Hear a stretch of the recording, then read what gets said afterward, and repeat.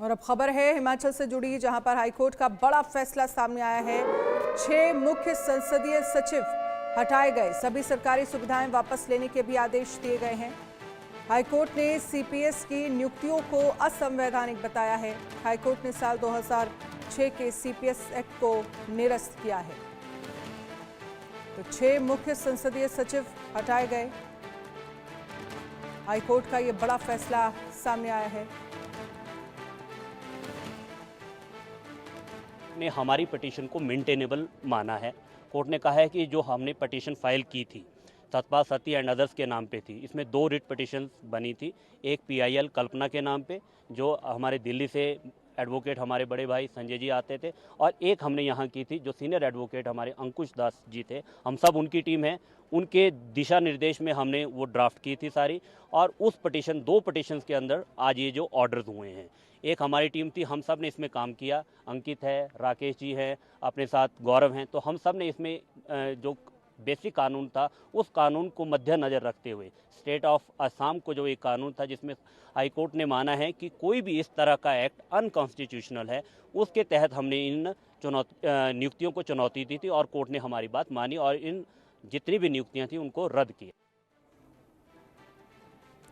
कामेश्वर शर्मा इस पर ज़्यादा जानकारी के लिए हमारे साथ लाइव जुड़ गए हैं, हमारे संवाददाता। कामेश्वर, जो ये कार्रवाई की गई है, 6 मुख्य संसदीय सचिव हटाए गए हैं, इसके पीछे कोर्ट की तरफ से क्या आधार बताया जा रहा है?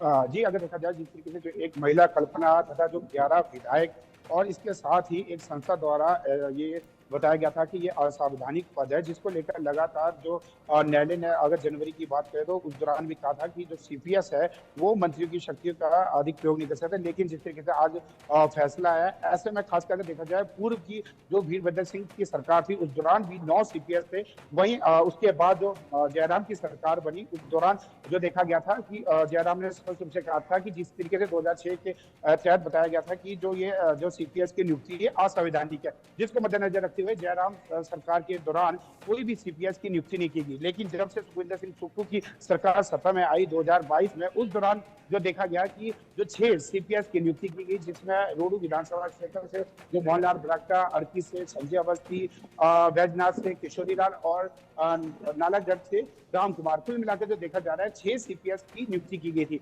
वहीं जिस तरीके जो कल्पना है या 11 विधायक और साथ में जो संस्था है, उन्होंने स्पष्ट रूप से कहा था कि असंवैधानिक है। जबकि अगर देखा जाए जब कांग्रेस सरकार आई उस दौरान जो मुख्य संसदीय सचिव नियुक्त किए गए, जबकि सबसे अधिक जो हम बात करें मुख्य संसदीय सचिव वीरभद्र सरकार के दौरान रहे, जो कि 2012 से 2017 के बीच रहे। जबकि 2017 जबकि भाजपा की सरकार उस दौरान कोई भी नियुक्ति नहीं थी। वहीं आज जो नेता प्रतिपक्ष जयराम ठाकुर ने भी स्पष्ट रूप से कहा है कि ये असंवैधानिक है। अब इसको स्वीकारते हैं। न्यायालय का जो निर्णय आया उसका वो स्वागत योग्य है, क्योंकि उन्होंने कहा कि मैं जब स्वयं भी मुख्यमंत्री था तो हमने कोई भी मुख्य संसदीय सचिव की नियुक्ति नहीं की, क्योंकि यह असंवैधानिक करा दिया था। वहीं जो भाजपा प्रदेश अध्यक्ष डॉक्टर राजीव बिंदल ने भी आज इसका जो न्यायालय का जो फैसला आया उसका तहे दिल से स्वागत किया। जी, लेकिन इस फैसले को कैसे देखा जा रहा है?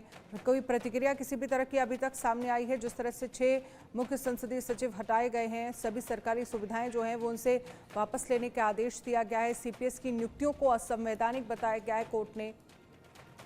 जी बिल्कुल, जिस तरीके से अब जो मुख्य संसदीय सचिव है ना ही जिस तरीके से उन्हें मंत्री के जैसा ही उन्हें एक सचिवालय में दफ्तर दिया गया था, निजी स्टाफ दिया गया था, गाड़ियां दी थी, फॉर्च्यूनर गाड़ी से लेकर सब कुछ जो सुख सुविधा दी जाती थी, अब वो जो सुख सुविधा है उनसे छीन ली गई है। फिलहाल अभी तक जो प्रतिक्रिया की बात करें तो भाजपा की ओर से लगातार जो प्रतिक्रिया आ रही है, भाजपा का कहना है कि जो असंवैधानिक करार गया था, ऐसे में जो मुख्यमंत्री सुखविंदर सिंह सुक्खू अगर देखा जाए हिमाचल प्रदेश में जिस तरीके से वो रोना रोते हैं कि हिमाचल प्रदेश में जो आपदा आई थी, अगर पिछले वर्ष की बात करें तो उनका कहना है कि मुख्यमंत्री सुखविंदर सिंह सुक्खू का कहना था कि 12,000 करोड़ से अधिक का नुकसान हुआ, प्रदेश की जो अर्थव्यवस्था वो डगमगा गई थी। लेकिन उसके बावजूद ही जो सीपीएस को मंत्री के बराबर ही जो उनको वेतन दिया जा रहा था, दफ्तर दिया जा रहा था, निजी स्टाफ दिया जा रहा था, आवास दिए जा रहे थे, तो ऐसे में कहीं ना तो कहीं हिमाचल प्रदेश में जो सीपीएस का जो लगभग 1 करोड़ से अधिक का जो खर्चा आता था, तो कुल मिलाकर जो देखा जा रहा था कि इनके ऊपर अधिक खर्च वहन होता था। उन्होंने कहा कि जहां पर प्रदेश वाले, शुक्रिया तमाम जानकारी के लिए आपका, बहुत बहुत शुक्रिया कामेश्वर।